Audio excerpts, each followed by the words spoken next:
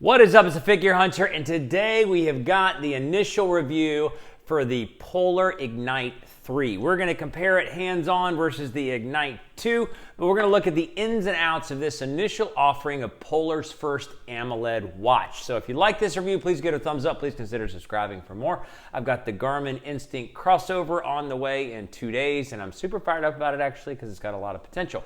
So what we're going to do in this video is we're going to keep it streamlined and simple, and I want to spend most of the time looking at quality content to see what you should think about this watch. So we're in the outline, we're going to talk about just the general specs and what they differ from the Ignite 2. We're going to have a hands-on of just the overall Ignite 3 compared to the Ignite 2, but just really looking at the new AMOLED screen and kind of the sensor design. We're going to look at the heart rate accuracy on a couple of workouts, and we're going to talk about that. And then last, we're going to come together for a summary. So let's dive into point number one. The specs on this. So it's still 43 millimeters across diameter compared to the Ignite 2, which is 43 millimeters. But what's interesting is the Ignite 2 on paper was thinner, and this in real life is thinner. So it is 10 millimeters thick, just 10 millimeters thick, and it's listed at somewhere like 9 point something, but it's thinner than the Ignite 2 because there's not a bump. We'll look at that. So that's actually pretty awesome. It's the same weight. The overall watch itself is 21 grams, which is super, super light. The original Ignite 2 had a 1.2 like LED or some sort of, really bright but not AMOLED screen. And this is a 1.28, so minor bigger, but huge differences when it comes to screen technology. The AMOLED is literally 2 times more pixel density. I just messed that up and I had to edit it out. So I said it incorrectly and not a good way. So pixel density is literally twice that of the Ignite 2, plus it allows now for always on display, which is a huge thing. You can obviously not have always on display and do the wrist race.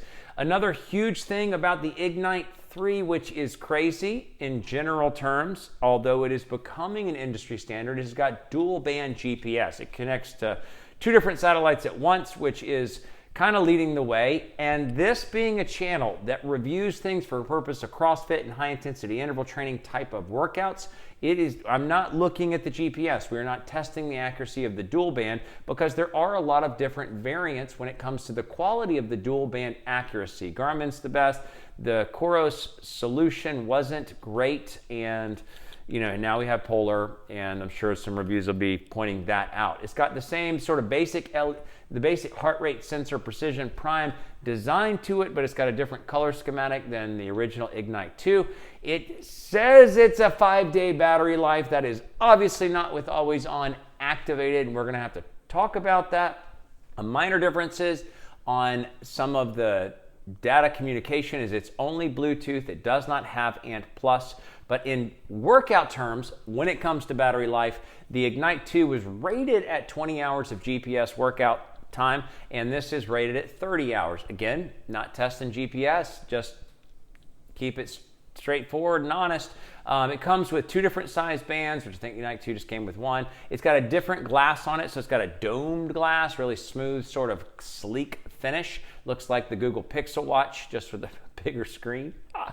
And it's got Gorilla Glass, so the original Ignite 2 was some other thing. It was just something generic. Plus, when it comes to the internal functions, it's going to come with at some point, although not at release. And to me, I don't really care as much about that because I think that the Polar platform offers the hardcore content, and now that this is an AMOLED watch with the same hardcore content or the quality content, but they're going to introduce something called Sleepwise. They're going to introduce something called voice guidance, where it can guide you through a workout over earphones connected to the watch itself. And it's got Sleepgate, which is I think a part of Sleepwise, which basically tells you something preparatory things when you go to bed. Sleepwise will give you some analytic feedback for your sleep in addition to the nightly recharge. All the other specs are the same. It's still got the calorie burn estimates, which is called FuelWise. It's still got training load, Pro, which built into it. It's still got the, nightly recharge, as I mentioned. Still got activity tracking. Still got your time and intensity over the course of the minutes that you worked out for that week. So let's look at a hands-on side-by-side, but let's spend a lot of time just looking at the Ignite 3, the quality of the screen, and then we'll dive into the rest of this review. Let's dive in. Trick to you, we had to come here first because I want to show you just the basics of why the Polar platform is great before you even look at the watch.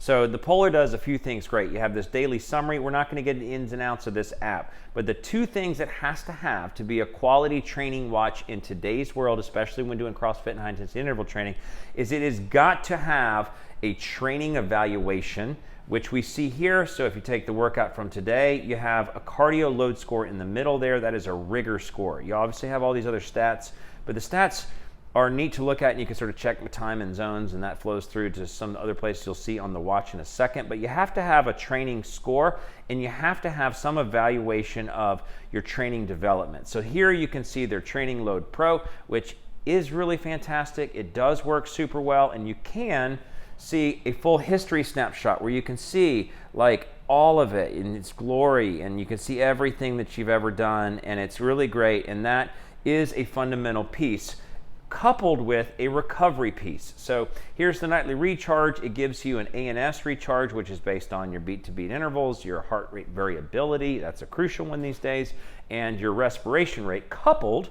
So that gives you one score, based on your 28-day average, 4-week average, and then a sleep score, which is giving you the stages, but it's also going to give you a lot of analytical details as it compares to the last 2 weeks. So you have to have recovery and overall wellness recommendations, and you have to have training recommendations, and it does those things in simple form, yes, compared to some of the competitors, but it does those things excellently. So now let's look at the watches. Okay, so here are the two side by side. So you have 3 and you have the Ignite 2. So these things have a rapid screen off timing, so I'll have to just keep it going. I've got a scar on the end of my thumb, so that is, we're going to look at it really close in a second. So I just want to show you the overall body size difference, and then you can see the overall size difference, why it is so much thinner. So you can see they have this bump out when it comes to the original Precision Prime heart rate sensor. So if you look at one on top of each other, you can see that it is thinner. I mean, it is thinner. I honestly, because I'm going to share some critiques and details on the battery section. I wish they had made it thicker and just put a fat battery in there.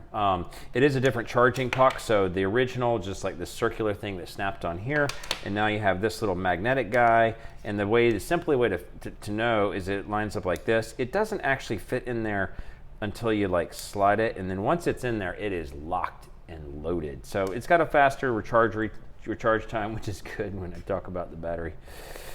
Yikes. In a second, it's a simple one button model. So this had a metal bezel. This just has like a smooth all glass bezel. It might be metal here, like these lines here, and then a plastic back. So overall, it looks a lot similar. It's just a bajillion times more high resolution. You can just sort of see it across the different screens. You just have like resolution city. Although I've always really liked the look of this, but I've always hated that there's no always on display, because I think that stinks. And the wrist raise gesture on the Ignite 2 had a pause, just wasn't great, but you can see just like big, bold, and brilliant. And you can go into these different things and click on stuff. And the one button thing, that's a little irksome in my opinion, because I just think give me some more functions, but it does work and it does get you to everything. So that is sort of the primary difference. Let's just take just a little quick look so you can see just the overall beauty difference when it comes to the two. So you can just see it. I mean, the overall quality of the display, maybe you can't. So that is the overall thing. The Ignite 3 comes with an extra band. See if you have a shorter wrist. Now I have a 176 millimeter wrist, and I'm using the smaller band because this one's just got like tons of room.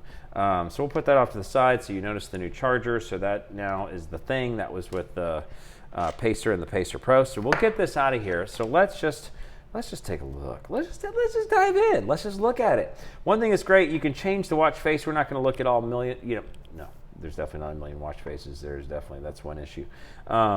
But you'll see that now you're going from, in the previous Ignite, you went from watch face with widget 1 around the edge to watch face with widget 2 around the edge to watch face with widget 3 around the edge. And now you just got watch face and widget. So I think that's actually better. So you just scroll through whenever you want to get back to watch face, you just push the button. So it's just sort of like a back button. I think this is functionally makes more sense. It's sort of like the Samsung way of doing things, just because you just scroll to the right and you get more widget information. And we're not really the ins and outs of the watch face itself, but there are a collection of watch faces. It's just not extensive. One thing that's great that I think they really have got to enhance is you can touch one of these things and it'll take you there. It's just you don't have that many options. So one thing you're going to see throughout this whole video is like, you go here, okay, now I've got the weather. Oh, that's nice. Let's go back to home. Count to 3. Boom, there's home. That's a solid lag. It happens all the time with, the watch, but these data complications, they are active, so you can go to somewhere, and I think that's awesome.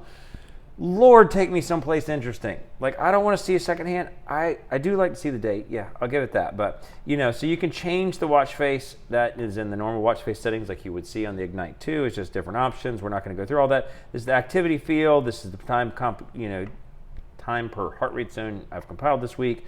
Dawn and dusk times, weather widget. The cardio load, it just looks cool.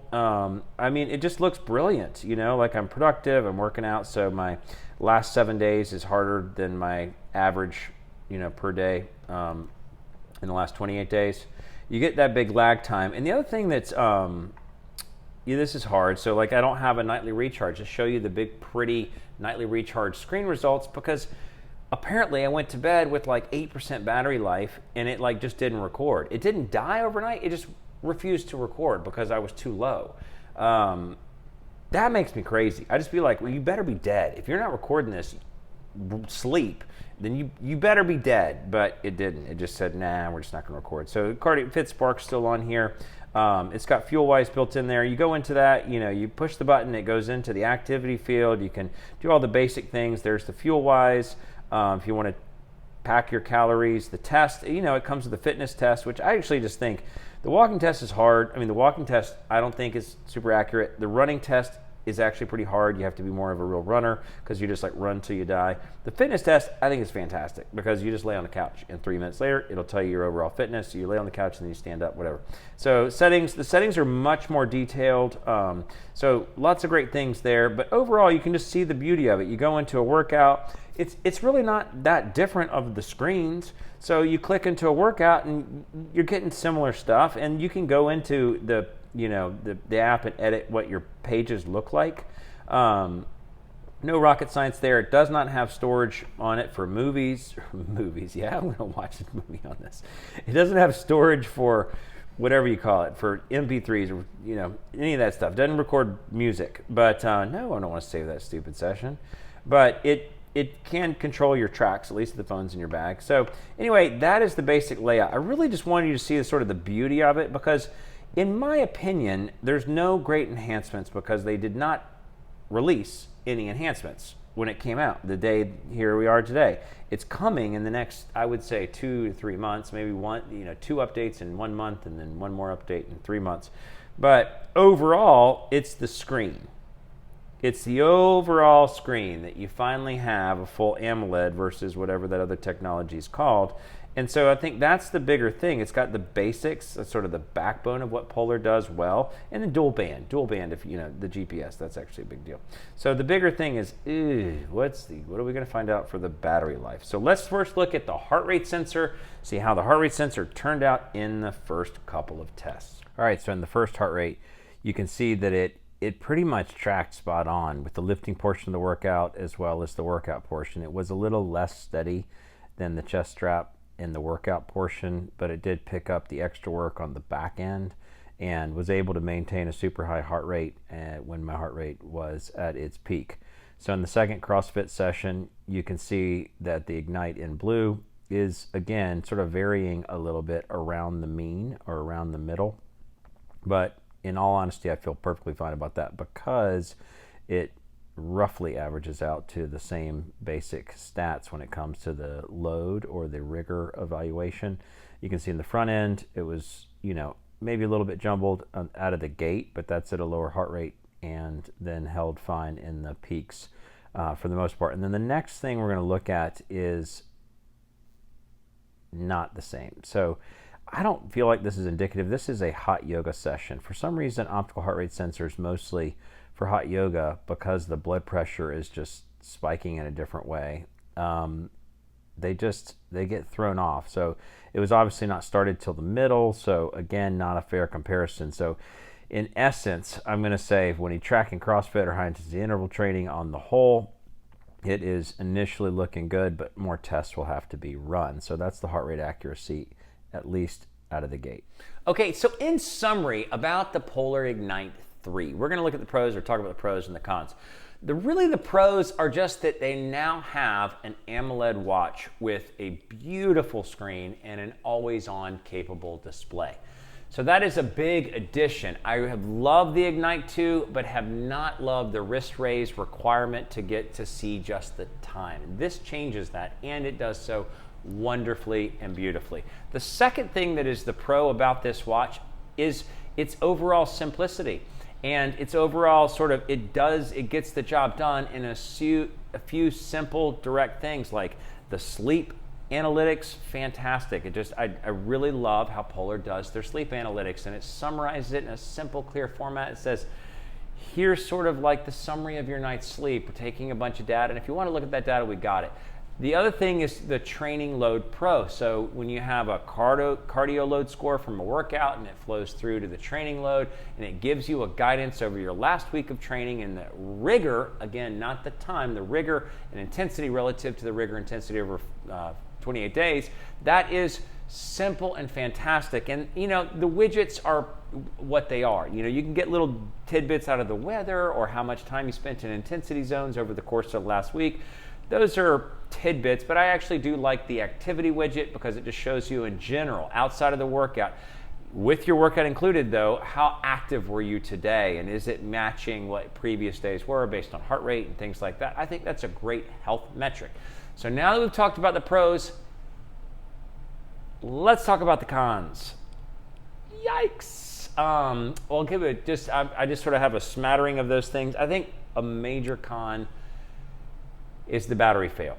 So as I've mentioned just in passing, I, in my initial test, am getting under a day and a half with medium brightness, always on display.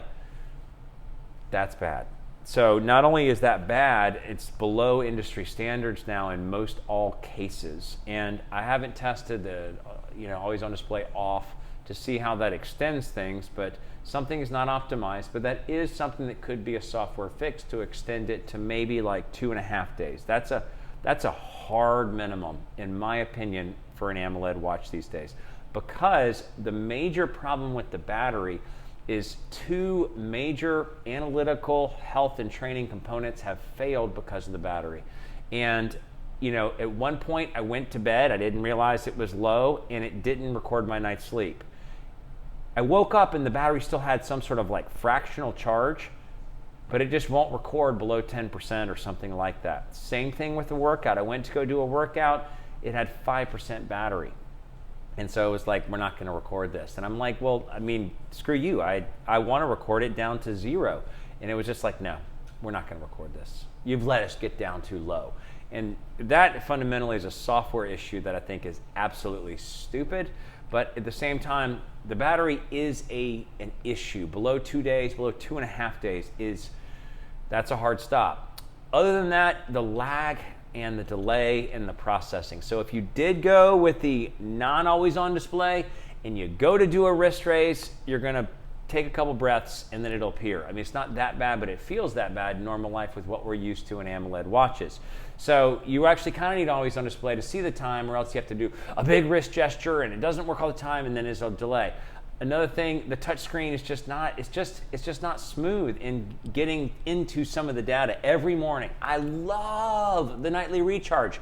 I say, there's a little question on there like, are you awake? And I'm like, yes, I want to see my stats. I push the yes, I'm awake button, and then it'll say, look, you did good, bad, or otherwise. But if I want to look into a component, I'm like, push, didn't work.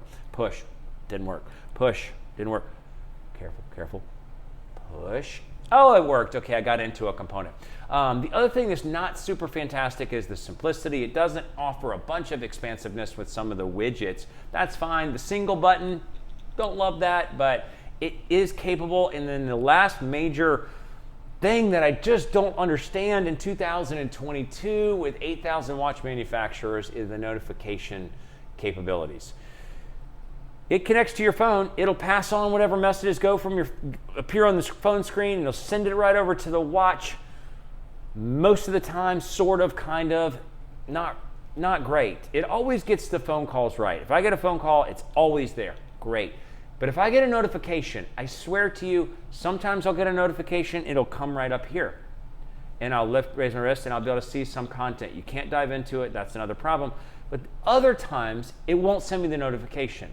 And then 35 minutes later, it'll tell me that notification. And then like 4 minutes after that, it'll tell me that notification again. I'll get another buzz on my wrist. 6 minutes after that, it'll tell me the notification a third time. So it's like, okay, we really messed up. We were supposed to get you this notice. You're supposed to get this message, and we totally didn't get it. So we're going to give it to you 4 times in a row, just for no reason, just sort of random. But we're going to pass it on over and over again. So that is a software development thing that has been there in every Polar watch since the dawn of time. And I just think it makes no sense that they haven't fixed that.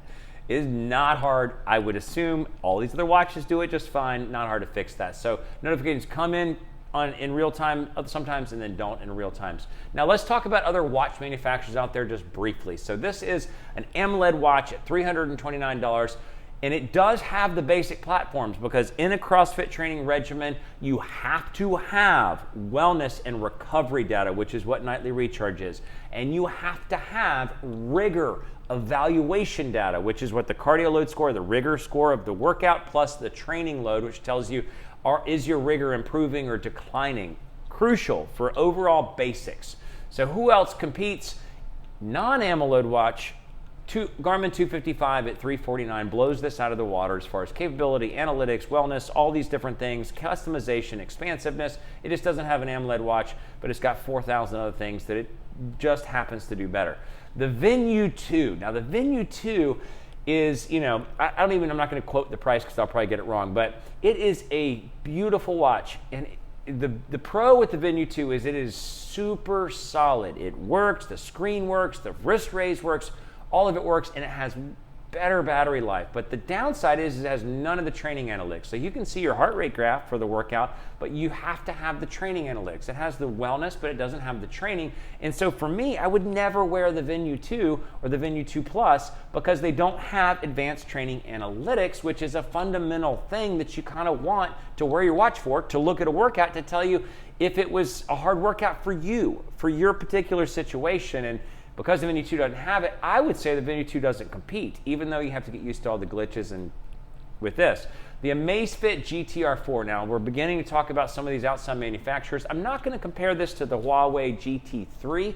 The Huawei GT3 is a superior device, probably across every category. It is a great device, but it can't get it in the US. It's like $400, which is still in the price range if you could get it, but you can't get it. So I just consider the Huawei off the table. But the Amazfit GTR is really competitive. It is cheaper. I think it's $230 or something like that, and it probably comes with some earbuds. And it is more solid, so much more solid. In the user experience, swiping, seeing the screen, wrist raise, the basic apps that come with it, all super solid, but it's less quality on the training analytics. So they have their own design for aerobic and anaerobic training load. They have their own training load, their own recovery time. And I always found with CrossFit workouts, it was just saying like, oh my God, you just really killed yourself. And it's just like jacking up the recovery time, the training loads at a peak, just not accurate, even after time getting used to it. So that was the problem with the Amazfit GT. So it's sort of competitive. I would probably lean towards the Polar because it just gets the basics on point, nightly recharge, training load pro. Got to get the basics on point, and then you have to deal with whether the apps work or whether it, the screen turns on when you raise it up. So that's the summary. That's the review. That is the basic tally for the Polar Ignite 3. The Figure Hunter, thanks so much for watching.